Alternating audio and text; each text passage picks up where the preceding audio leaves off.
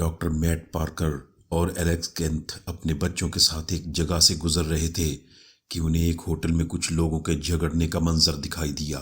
کچھ ہی لمحوں میں پولیس بھی وہیں پہنچ گئی۔ اگلے ہی دن اخباروں میں ایک عجیب سی خبر شائع ہوئی جس کا عنوان تھا کہ ہوٹل کا مالک مچھلی میں منشیات یعنی ڈرگز ڈال کر بیچنے کے شبہ میں گرفتار۔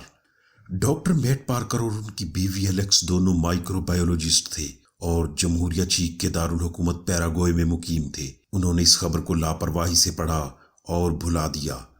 کچھ ہی دن بعد انہیں پھر ایک اور ہوٹل والے کی گرفتاری کی خبر ملی جو کہ مچھلی میں منشیات یعنی ڈرگز ملا کر بیچنے کے جرم میں گرفتار ہوا تھا۔ اتفاق کی بات یہ تھی کہ دونوں معاملات میں ڈاکٹر میٹ کی پسندیدہ براؤن ٹراؤٹ ہی شامل تھی، یعنی دونوں معاملات میں ڈاکٹر میٹ کی پسندیدہ براؤن ٹراؤٹ میں ہی ڈرگز بیچے جانے کا انکشاف ہوا تھا۔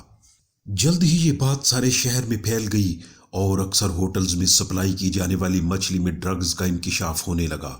ایسا لگتا تھا جیسے کوئی بڑا ڈرگ نیٹ ورک اس کام میں ملوث ہے، تاہم پولیس کو ایسے کسی بھی نیٹ ورک کے ثبوت نہ ملے اور ان تمام ہوٹل مالکان کو چھوڑ دیا گیا۔ لیکن اکثر لوگ مچھلی کھانے کے بعد طبیعت کی خرابی کی شکایات کرنے لگے اور ہاسپٹل میں پہنچنا شروع ہو گئے۔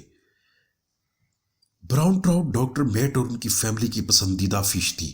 نہ صرف ان کی پسندیدہ بلکہ تمام یورپ میں یہ مچھلی بہت پسند کی جاتی ہے، اور اس میں ڈرگز کے انکشاف کا مطلب تھا کہ یہ تمام یورپ میں پھیلا ہوا نیٹ ورک بھی ہو سکتا ہے۔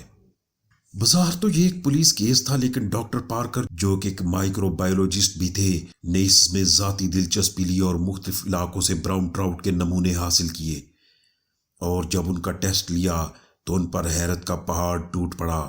ان سبھی نمونوں میں میتھم فیٹامائن اور اس کی ذیلی دوا ایمفیٹامائن کے اثرات موجود تھے۔ انہوں نے ملک کے دوسرے حصوں میں موجود اپنے دوستوں سے رابطہ کیا تو انہوں نے بھی ایسے ہی مشاہدات کا ذکر کیا، جس پر ڈاکٹر پارکر نے مچھلیوں کی سپلائی کمپنی سے رابطہ کرنے کا فیصلہ کیا۔ لیکن اس دوران پولیس بھی اپنے انداز میں کیس حل کرنے میں مصروف کار رہی، تاہم کسی طرف سے کوئی کامیابی کی خبر نہیں ملی۔ سپلائی کمپنیوں نے بتایا کہ وہ باقاعدہ دریاؤں سے مچھلی حاصل کرتے ہیں اور نہایت محفوظ طریقے سے مارکیٹ میں بھیجتے ہیں۔ اس پر ڈاکٹر پارکر اور ان کے ساتھیوں نے فیصلہ کیا کہ وہ پانی میں موجود مچھلیوں کی خوراک اور ان کے مسکن کے علاقوں پر تحقیق کریں گے، خصوصاً جہاں ان مچھلیوں کے غول زیادہ پائے جاتے ہیں۔ اس کے لیے کچھ ماہر غوطہ خوروں کی مدد بھی حاصل کی گئی۔ باوجود کافی کوشش کے کہیں سے کوئی سراغ نہ ملا۔ البتہ ایک غوطہ خور نے بتایا کہ جب وہ دریا میں غوطہ لگا رہا تھا تو اس نے دیکھا کہ براؤن ٹراؤٹ کا ایک جھنڈ کچھ شکاری مچھلیوں کے ہاتھ لگا، لیکن حیرت انگیز طور پر مچھلیوں نے اپنے بچاؤ میں کوئی کوشش نہیں کی اور وہیں کھڑے کھڑے شکاری مچھلیوں کا شکار بن گئیں۔ حالانکہ عام طور پر ایسا نہیں ہوتا، مچھلی پانی میں ہلکی سی جنبش پر بھی بھاگ کھڑی ہوتی ہے، اور یہاں یہ عالم تھا کہ پورا ایک جھنڈ ایک ہی جگہ پر کھڑے کھڑے شکاری مچھلیوں کا شکار بن گیا۔ ابھی ان کی تحقیقات جاری تھی کہ انہیں برطانیہ میں مقیم اپنے ایک دوست کا فون ریسیو ہوا، جس کے انکشاف نے نہ صرف ڈاکٹر پارکر اور ان کی بیوی ایلیکس کینتھ بلکہ ان کی پوری ریسرچ ٹیم کو ہلا کر رکھ دیا۔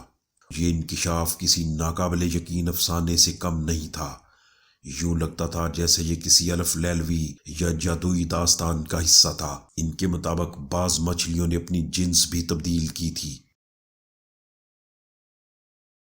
فیکٹو لیجر کے دوستو، اس حیرت انگیز ریسرچ میں کیا سامنے آیا، اس کا نتیجہ کیا نکلا اور اس سب کی وجوہات کیا تھیں؟ اس دلچسپ اور حیرت انگیز ریسرچ کے بارے میں مزید معلومات اگلی ویڈیو میں ملاحظہ فرمائیں۔ امید ہے آپ کو ہماری یہ ویڈیو پسند آئے گی۔